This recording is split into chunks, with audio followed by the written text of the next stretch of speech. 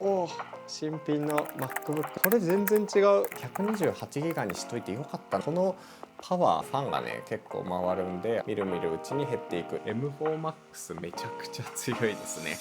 こんにちは、トバログです。いや、今回はですね M4Max を搭載した MacBook Pro、 こちらの 128GB 4TB SSD を搭載したモデルをやっと紹介していこうと思います。いや、レビューねしたくなかったわけじゃなくて、むしろね早く動画撮りたいなっていう感じだったんですけど、これ自分が YouTube 動画とか作ってなかったら絶対買ってないだろうなみたいなものなので、ちょっとねどうしようかなみたいな感じで悩んでたんですけど、半年前に開封動画とかを撮っていたものがあるので、それとくっつけながら、ここ最近実際これ買ってよかったの？オーバースペックすぎじゃない？どんなところで活用できてるの？みたいな話もね含めてしていこうかなと思います。最後までご視聴いただけると嬉しいです。それでは早速いってみましょう。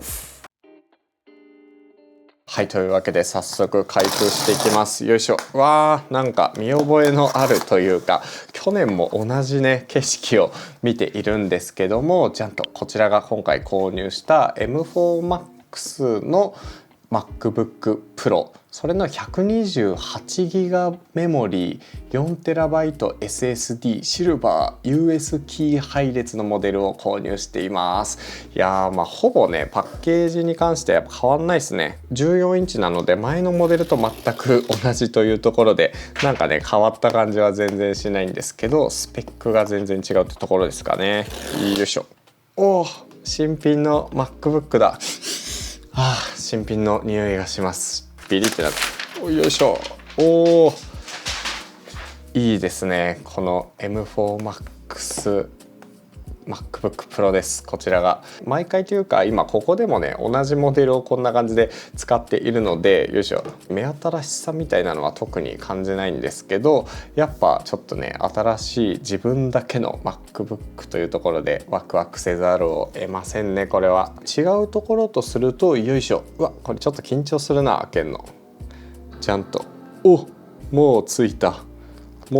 んですが、よいしょ、ここがこれ全然違う。噂通り全然違います。ここがナノテクスチャーガラスって言って、この反射をね極力抑えてくれるガラスを搭載しているっていうところが、外観としては違うポイントかなと思います。このハード的なところ、確かにこうやって見ても全然反射しない。これすごっ。ちょっといろんな人が試してるんであれなんですけど、例えばトバログ上にね照明があるので、こうやるとこんな感じでカメラとあと照明がバッチリこう映ってたんですよね、これまでの MacBook Pro とかなんですけど、このナノテクスチャーガラスだとこんな風に、もうこのね、ライトに関してはこんな感じで映り込むんだけど、カメラの感じとかは全然ないですね。これすごっ。このクリアさ、結構ね MacBook を動画で見せることも多いから、ナノテクスチャーグラスいいかなと思ってやってみたんですが、この違いはすごくありがたいです。逆に言うと僕のこの見た目というか普段のね外観とか使い勝手で言うとそこぐらいですかね、違うの。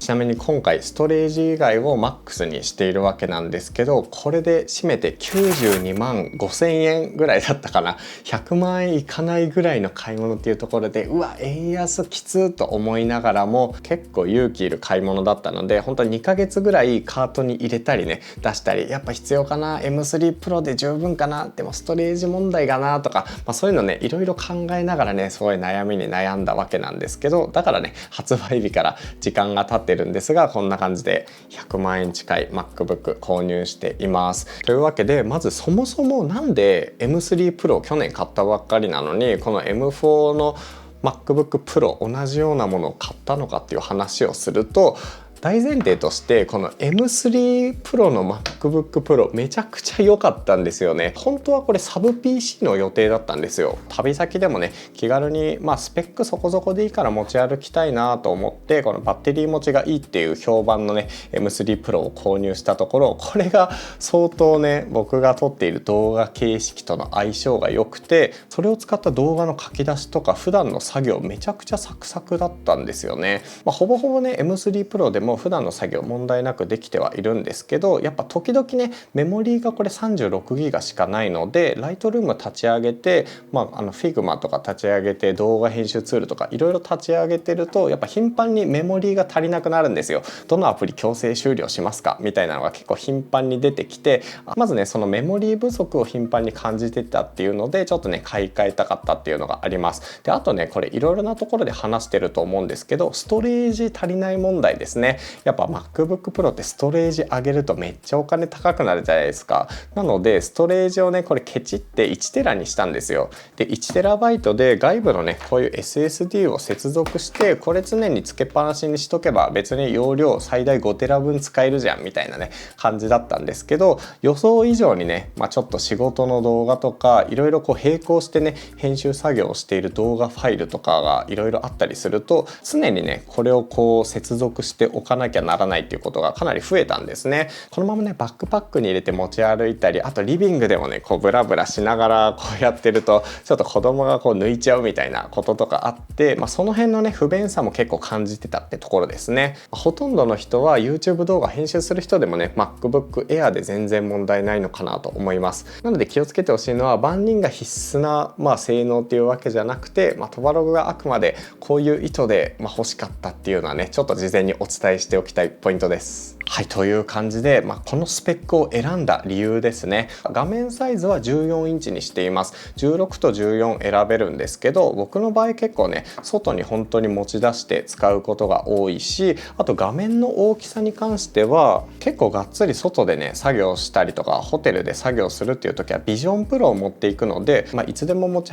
運びやすい14インチにしています。でプロセッサーに関してはさっき言った通り、やっぱ動画編集とか、あとクライアントとのやり取りの中で書き出し回数が増えるとか、そういう用途で言うとやっぱりね書き出し速度も速くて、普段の作業もサクサクできる M4Max がベターかなと思って、今回プロではなくて Max にしているって感じですね。メモリーもねさっき紹介した通りなんですけど、正直動画編集って意味だと64ギガあれば十分ぐらいなんですよね。十分ではあるし、なんならちょっとオーバースペック気味ではあるんですけど、やっぱ128ギガあると将来的にねこれあと2年後ぐらいになって、ローカル環境で生成 AI 使いたくなってきたとか、そういうね趣味が増えた時に買い替えをしなくてもいいように、128ギガあればしばらく使えるんじゃないかなっていう。ストレージはね1テラ2テラ4テラ8テラから選べるんですが、僕は上から2番目の4テラバイトを購入しています。動画編集をするのであれば8テラあった方がたくさんのものが入っていいじゃんっていう感じなんですけど、実はこれもね理由がありまして、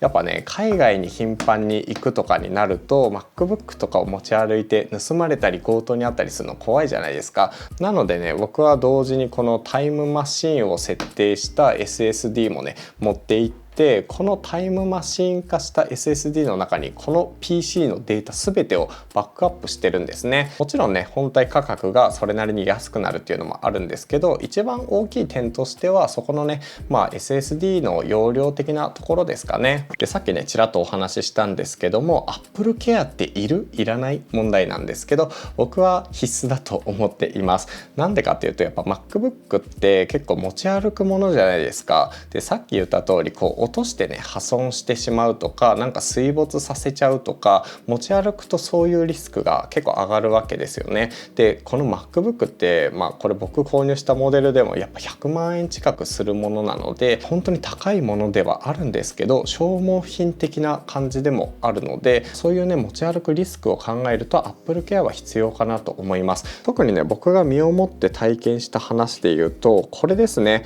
見えるかな、動画で見せるのちょっと難しいんですけど、この真ん中あたりにラインがシャーって入っちゃってるの分かりますかね。これ購入してから1週間ぐらいで持ち出した時にねついてしまった画面の傷なんですけど、このキーボードのこのヘリのこのちょっとね尖ってる部分があるんですが、こういうところにこうやって閉じて持ち歩いた時に手前からね圧がかかって、それでついちゃった傷なんですよね。最近の MacBook って結構こんな風にすぐ傷がついてしまうので、そういう形あるものは永遠ではないので、やっぱりね傷がついたりそういう致命的なね画面の割れとかが起きた時に気軽に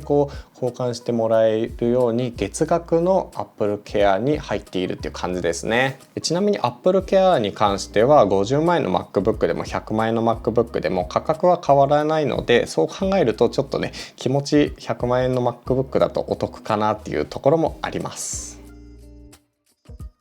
はい、というわけでせっかくなのでベンチマークテストみたいなのも一応計測していこうかなと思います。これに関してはね性能比較っていうよりかは普通に自分のね持っている機種でどれだけ違いが出るのかっていうのを知るためなので、主に自分用ですかね。こちらが今回購入した M4Max とこっちがもともと使っていた M3 Pro ですね。こっちがね2年前ぐらいに買ったゲーミングノート PC の Alienware X17R2 です。でかつこちらが主に 3DCG とかでね活用している自作 PC ですね。じゃあそれぞれねちょっと測っていきます。どんな感じになるかな。じゃあせーの、ぐるんぐるん回ってますね。さすが自作 PC めちゃくちゃ速い。 M4Max も速いですね。今は 22.7 度です。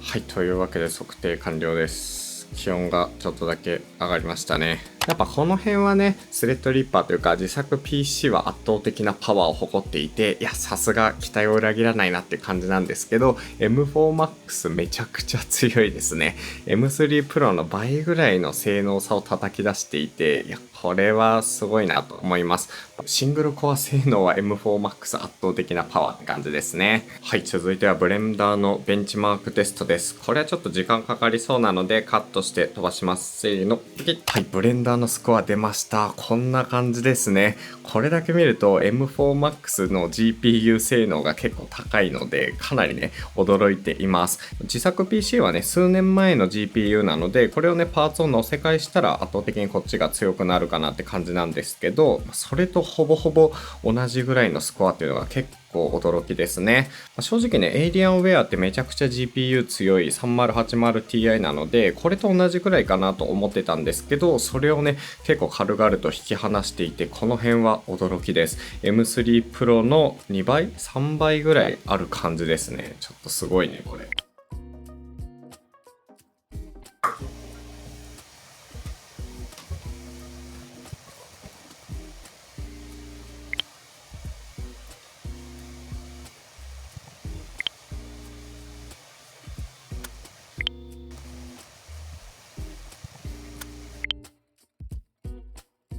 もう一個テストしてみようと思います。こちらは多分今編集してる中で一番重たいと思うんですけど、音声が5ファイル、動画が2つのファイル、そしてこれが字幕ですごく大量のファイルがこの中に入っている。まだ未完成なんですけど、これちょっとテストしてみようと思います。どのぐらいの速度で書き出しができるんでしょうか。めちゃくちゃ速い。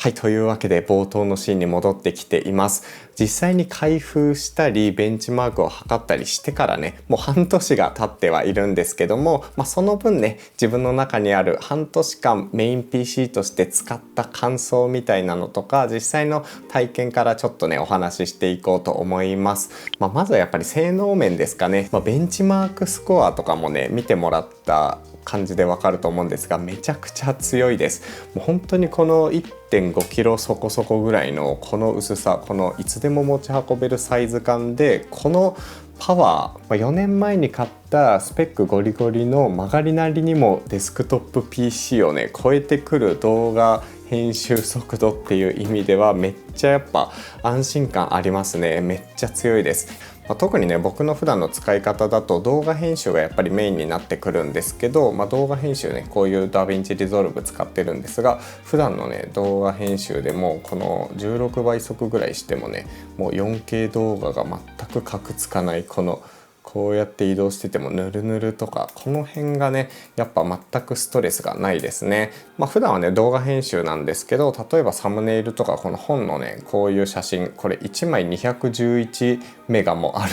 めちゃくちゃ5枚で1ギガある画像ファイルなんですけど、こういうのをこうね編集する時も本当にサクサク動いてくれますね。どっちかっていうと、クラウドベースで今この写真とか置いてるのでクラウドのね遅延とかがあるんですけど、僕がやってる日常の作業は全て全く問題なく使えています。 M3 Pro でメモリが 36GB の時は割とねカクつく感があるというか、ちょっとね引っかかりがあったり、あとはメモリ自体が足りなくなって何かのアプリを強制終了してくださいとかがあったんですけど、これの場合それが全く出ないので、Chrome とかも気づいたら上にバーってタブがあるやつがね何画面もあったりして、やばいやばい、なんかもうこんなにあっても意味ないからちょっとページ閉じなきゃみたいにね自分で能動的に動かないといけないぐらいもうページ開けるんですけど、そのぐらい大量のタブを開いても今までメモリー不足ですみたいなねウィンドウが出たことないので、これはね、本当に安心感ありますね。で実際にねいろんなアプリを今開いてる状態でちょっとアクティビティモニター見てみるんですけど、だいたい今で71ギガぐらい使っています。トバログの普段の使い方だと特にね何も作業していない状態でもだいたい60ギガから80ギガぐらいの間をこうね行ったり来たりしてるので、この辺、ユニファイドメモリが64ギガとかあの辺だったら、ちょっとねセーブしながら使ってるのかなっていうのを考えると、そういう意味では128ギガにしといてよかったのかなと思っています。結構ね実際に使ってると全く処理能力の不足を感じないので、これオーバースペックすぎるからメモリ半分でもよかったかなとか思ったりするんですが、実際にねこのぐらい普段からメモリを使っているって考えると良かった選択なのかなって感じですね。で一応ねせっかく128ギガメモリーもあるので、僕はねほとんどローカルでは使わないんですけど、ローカル環境で AI とかも割とねいろいろなものが動くスペックみたいですね。Google のね Gemma3 っていうオープンソースのローカルで使える AI のモデルがあるんですけども、それのね、27ビリオンのパラメータを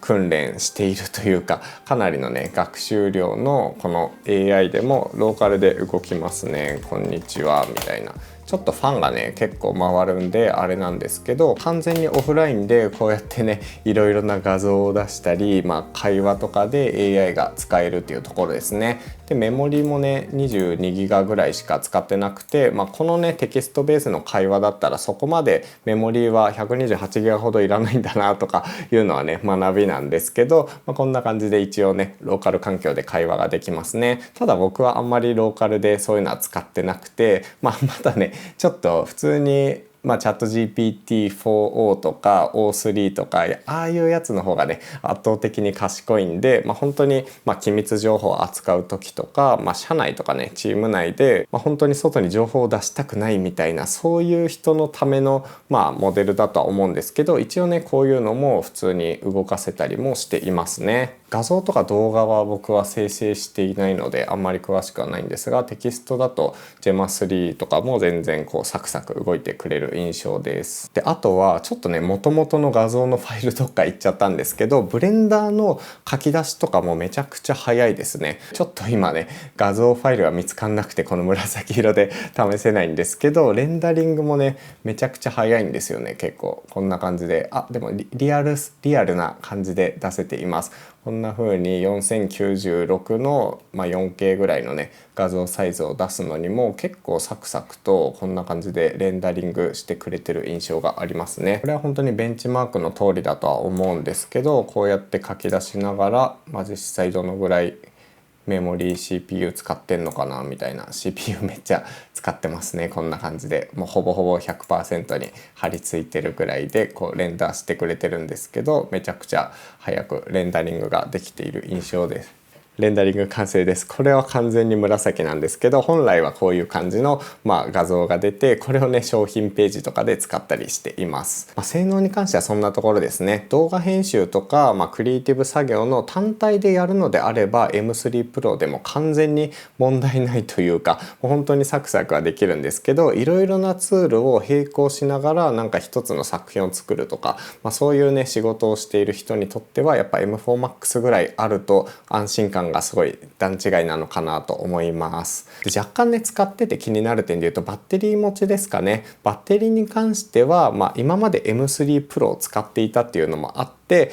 もうベースとしてはすごくね高いレベルで消費電力はね抑えてくれてると思うんですけど、それでも結構パワフルな作業をすると割とね3、4時間ぐらいで結構なくなっちゃうかなっていう印象はありますね。M3 Pro がねすごいバランスが良かったので、動画編集をしながらいろんな作業をしても結構ねバッテリーの減りすごい少なかったんですけど、 M4Max は動画の書き出しだったりちょっと重めの作業をしていくと結構ねみるみるうちに減っていく印象はあります。とはいえ作業によってっていう感じでこれがすごいんですけど、テキストワークとかウェブベースのねパワーを使わない作業だったら本当にこれ10時間ぐらい持つんじゃねぐらいね持ってくれるんですけど、ちょっと画像処理が必要な作業とかをした途端に結構ねみるみる減っていくっていう、そういう感じです。結構ねインテル Mac の時とかは本当にね軽い作業をやってもハイスペックすぎるとねあちあちになってすぐバッテリーがなくなるっていう現象もあったと思うんですが、そういうのはね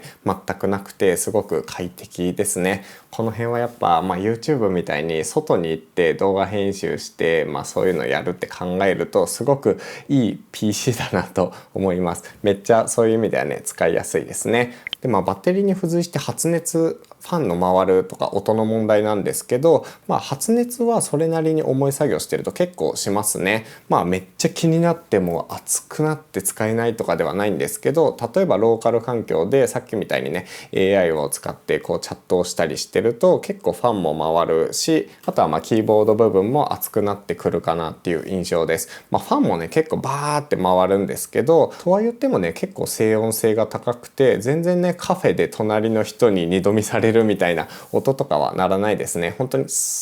ぐらいのそういう感じの静かな音なので、そういう意味ではかなりねパワフルな作業をしていても静音性が高いんじゃないかなと思います。そんなところですかね。実際多分この動画をここまで見てくれてる人ってM4 Pro か M4 Max かとかそういうね割と高い次元で迷ってる人が多いと思うんですけど、基本的にM4 Pro とか M3 Pro とかはバッテリー持ちとある程度のねパワフルさを兼ね備えていて、で M4 Max チップとかだともうレンダリングバリバリ早いみたいな、そこら辺のストレスが本当にない代わりに重たい作業をやると結構バッテリー持ちは気になったりするかなっていう感じの違いかなと思います。特に皆さんにぜひお伝えしておきたいのは、スペックは盛った方がいいです。盛った後悔よりも盛らなかった後悔の方が本当に大きいので、一時的なね金銭のしのぎとかそういうのよりも圧倒的にちゃんとね必要以上であろうスペックを買った方がいいなというのが今回の学びですね。メモリーの使用状況とかを見ていると、この辺はね本当に毎日使う仕事道具なので、仕事道具はねできるだけ